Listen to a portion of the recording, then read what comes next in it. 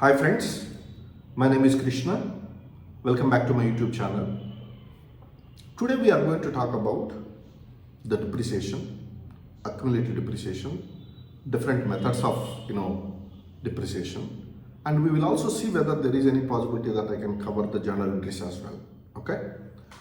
So this is in continuation to the previous video where we discussed about asset class. We discussed about the inputs required for accounting fixed assets. Now we are in third part wherein we are going to talk about depreciation. Okay, depreciation is the reduction in the value of the asset due to normal wear and tear. What do you mean by depreciation? Depreciation is the reduction in the value of the asset due to normal wear and tear. So if I purchase an asset today and if the useful life of the asset is 10 years, year on year basis, the value of the asset will be keep on reducing because of the normal wear and tear. Whatever be the value is being reduced because of the wear and tear is called as depreciation, right? So this depreciation can be calculated in different methods. There are 8-9 methods are there, but in corporates in general they follow straight line method and they follow return on value method. Okay, let us talk about straight line method. What is the straight line method talks about? Here you see per year depreciation calculation will be done based on the cost of the asset minus salvage value divided by useful life of the asset. Let us say I purchased an asset for $1 lakh, right? Salvage value, estimated salvage value is 10,000 after 10 years. The useful life of the asset is 10 years and I purchased it for $1 lakh, and this $10,000 is what? Estimated salvage value. So once I reduce 1 lakh minus $10,000, so 90,000 will be my total asset going to be depreciated for 10 years. Clear? So this 90,000 divided by 10. Useful life of the asset. So I get the 9,000. So that means what? Every year my depreciation is going to be 9,000 for next 10 years. Clear? Let me explain once again. What is the cost of the asset here? 1 lakh. Cost of the asset is $1 lakh minus salvage value is how much? 10,000 divided by useful life of the asset is 10 years. So 90,000 divided by 10 years equal to 9,000. This is how straight line method is being calculated. So you don't require to do all these calculations when you are working in multinational companies. When you create an asset class, there itself you need to give an input saying that what is the useful life of the asset. The minute you put 10 years, system will take 10 years. And it will ask you while giving that input, what is the salvage value, estimated salvage value. Then you need to give an input there, 10,000. That's all. Your job is done. Every year or month, what you need to do, you need to run the depreciation in the system. Whatever I talk in general in terms of SAP. It is almost same for other ERPs as well. But in SAP, how it happens is, if I give useful life of the asset and if I give the cost of the asset and if I put estimated salvage value, system will automatically calculate the depreciation. It will post the entry also. That is the reason our asset team members, they don't even understand how the depreciation is being calculated, what entry is system being posted. Everything is being taken care by the system. You just need to go and run the depreciation. There will be an option called depreciation run. So once you run the depreciation, it will run the depreciation, it will calculate the depreciation, it will post to the depreciation account. That is how the depreciations are being calculated for straight line method. So straight line methodology is very simple. Cost of the asset minus always value divided by the useful life of the asset is equal to depreciation. Are you clear? Right. Let me talk about written down value. Okay. What is this written down value? Same example, let us say. 1 lakh is my $1 lakh is my value of the asset. Okay. 10,000 is my salvage value. So my net asset value is 90,000.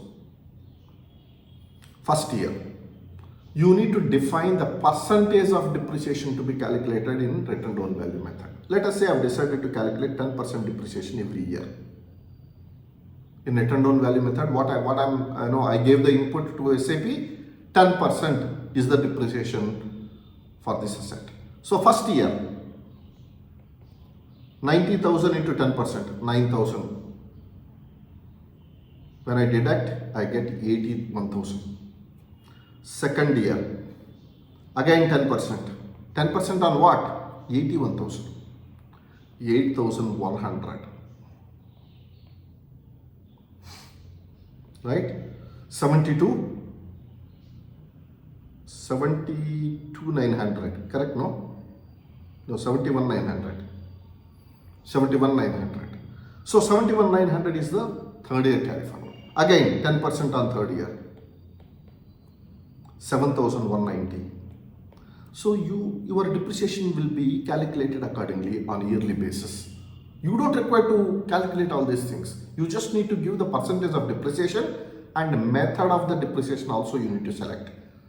You need to select a written down value method. Once you select the written down value method, system will automatically calculate 9,000 depreciation for first year, 8,100 depreciation for second year, and 190 for third year. Similar way for next 10 years, the depreciation will be calculated accordingly. You don't require to be worried. But you need to understand how the system is being calculated for return on value, right? So that is the reason I'm explaining this. So straight line method is one way of calculating depreciation. Return on value is another method of calculating the depreciation. Clear so far? Done. Here I wrote one more thing. What is multi-level depreciation method? You know what is multi-level depreciation? Multi-level depreciation is basically one business unit. What happened? They've decided for first 5 years they wanted to follow straight line method. They followed. They gave the inputs to the system, and system started calculating the depreciation as per straight line method. After 5th year, they have decided to change the method to return on value. You can change it in SAP. You can change from straight line method to return down value method. You need to give the inputs to the system saying that from so and so period the depreciation has to be calculated on return down value basis. From 6th year onwards, system will start calculating on return down value method. So that means what? The depreciation can be calculated in multi-level methods. 1 year, few years I will calculate on straight line method, few years I can calculate it on, I can calculate the depreciation on return on value method. Clear? So this is called multi-level method of depreciation. You can change the depreciation method after completing for few years.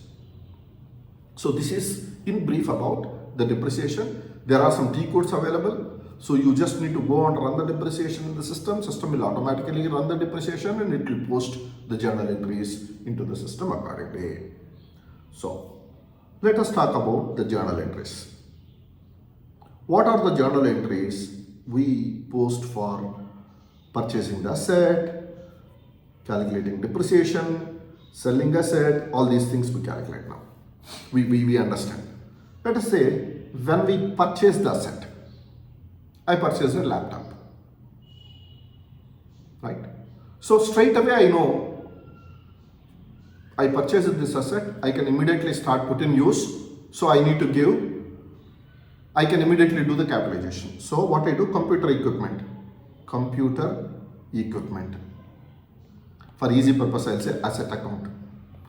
Asset account debit. Let us forget about computer equipment right now. Let us say straight away I'm debiting to asset account, crediting to supplier account. I debited asset account and credited to supplier account. When I make the payment to the supplier, what entry I post? Supplier account debit, clearing account, credit, bank clearing account. Third, once the bank statements get uploaded, what entry I post? Clearing account debit, main bank account credit. So clearing account will get cancelled. Supplier account will get cancelled. Cleared, I can say cancelled in the sense get cleared. And you are left with asset account debit and main bank account credit. As simple as that. This is one way of writing journal entries. Second way, let us say I purchased an asset, but I did not capitalize that immediately because that asset is under construction. Let us say I started constructing the building. As I said in my previous video, when I start constructing the building, I keep incurring some expenses like purchasing bricks, purchasing cement, purchasing steel, paying labor charges. All these expenses keep happening, right? So what entries I need to book? Assets under construction, I said very clearly, you need to debit them to CWIP account. CWIP. What is the full form of CWIP account? Capital Work in Progress. So you need to debit capital work in progress account, credit supplier account. Then you need to make the payment to the supplier. So you run the proposal. So supplier account, debit, clearing account credit. When you run the proposal. Third, when the payment goes to the supplier, when the payment happens from the bank account, it will be updated in bank statement.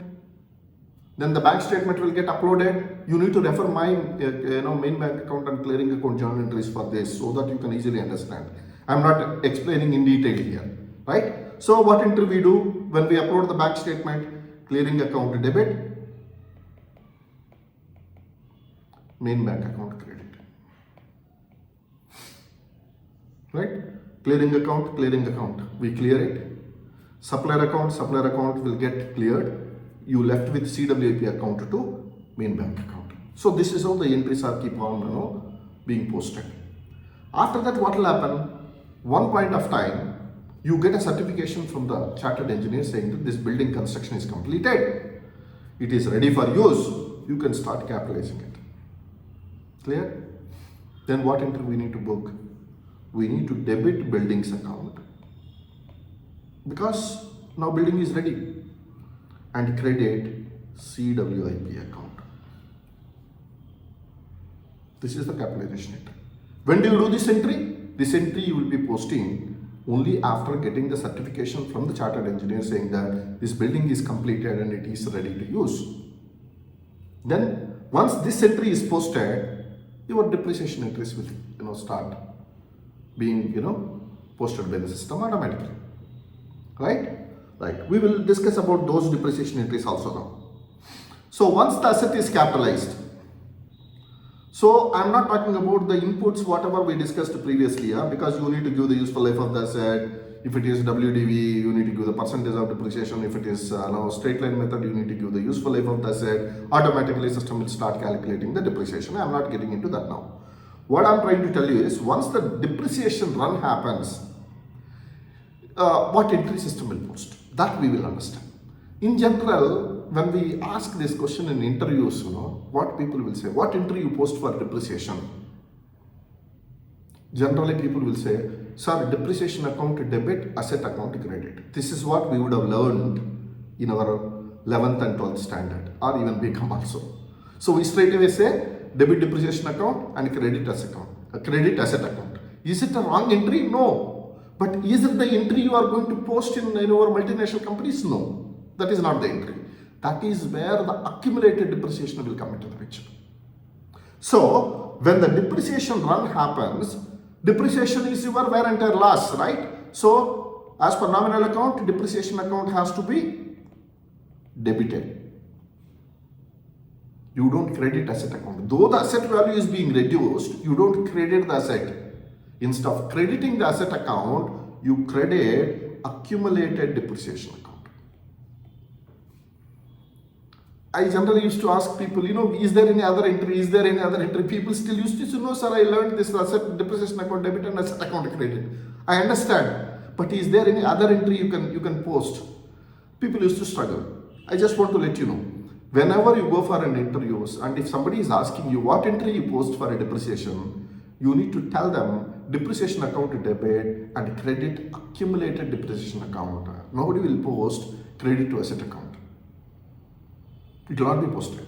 Depreciation account debit and accumulated depreciation.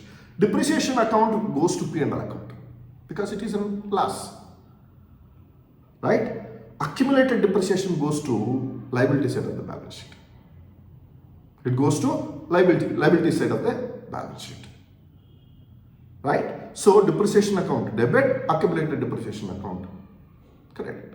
This is the entry you need to post.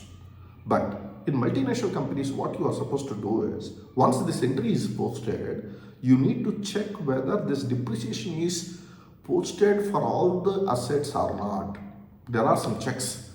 If I remember correctly, AFBP, there are some T codes. I'm not able to recollect right now those T codes, but there are some T codes. You need to run that T code so that it will show you what are all those assets where depreciation is not picked up.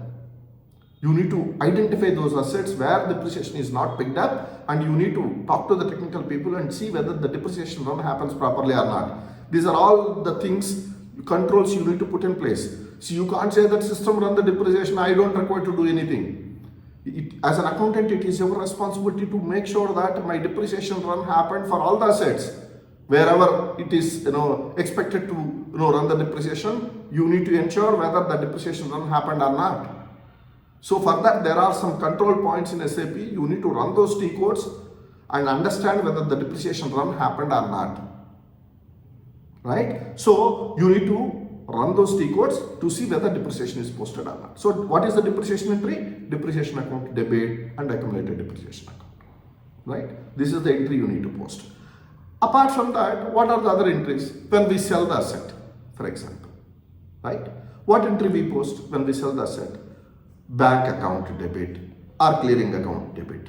Bank or clearing account. I'm not getting into the bank account debit to customer, for example. Somebody who paid this amount, right? Customer account. Then what do? Then this asset has to be adjusted with accumulated depreciation. What entry we post? Accumulated depreciation account debit to asset account. Here you need to post this entry.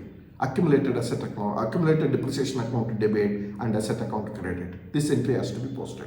Then once this entry is posted, you will get to know what is the net value of the asset. Let us say 1 lakh is the asset value. Accumulated depreciation was 80,000. So your net value of the asset left is $20,000. Now this asset was sold for $21,000. Right? So accumulated depreciation account, how much you debit? 80,000. Asset account 80,000. Still that asset value will be showing 20,000. Right? So now you need to calculate the profit or loss. What is the profit or loss? Your net asset value is 20,000. You sold it for 21,000. That means you got a profit of $1,000. So what you need to do? You need to debit customer account 21,000 to asset account 20,000 to profit and loss account 1,000. Profit and loss account 1,000. This is the entry you need to post. Customer account debit 21,000. Customer has to pay 21,000, right? So customer account debit 21,000. Asset account 20,000, because still that asset has 20,000 balance in debit side. So you need to write it off. So to asset account 20,000, the remaining 1,000 rupees will go to P&L account. Clear? If there is a loss, Let us say if there is a loss. Let us say this asset has been sold for 19,000. Instead of 20,000, this asset was sold for 19,000. That means 1,000 loss. Then what entry we post? We post customer account debit 19,000, P&L account, because loss 1,000 debit, to asset account 20,000. That's all. These are the simple entries you need to post for any asset sold. Clear? So I gave you a brief explanation about the asset accounting. So you go through all the three parts. You will definitely get a fair idea. I cannot explain the total fixed accounting in practical because I don't have an SCP to explain in detail about it. So these are the journal entries. You go through the topic. Once you start budding with your people, you will definitely get to know how the system is being posted. These entries will definitely going to help you in terms of understanding how the system is posting these journal entries, right? I hope this helps you in terms of proceeding further in terms of fixed asset accounting, right? If you like the content, please like my video, subscribe to my channel, share it with your friends and colleagues. Thank you so much.